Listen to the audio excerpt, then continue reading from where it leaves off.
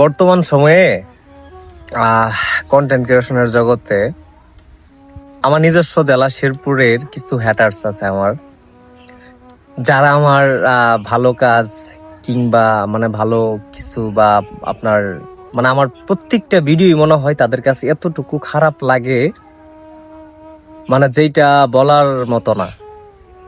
তো আসলে তারা আমাকে নিয়ে বা আমার পরিবারকে নিয়ে আমার ভিডিওতে যে কেন মানে উল্টাপাল্টা কথা বলে, আর তাদেরকে আমি আমার ব্যক্তিগত দিক থেকে চিনি না বা তারা আমার পরিচিত কেউ না, তারপরেও যে তারা আমার শেরপুর জেলার মানুষ হয়ে আমাকে দেখতে পারে না, আমার পরিবারকে নিয়ে উল্টাপাল্টা কথা বলে।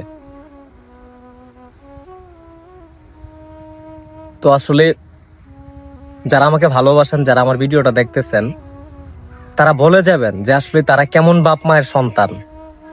আদৌ কি তারা এক বাবার সন্তান, না রাস্তার কোনো কুকুরের মতো করে তার মায়ের গর্ভে তাকে কেউ তুলে দিয়েছে। আর যদি আমার কোনো ভুল হয় বা ভুল থাকে, আপনারা আমাকে ধরিয়ে দিন, আমি ভিডিওর মাধ্যমে ক্ষমা চাবো।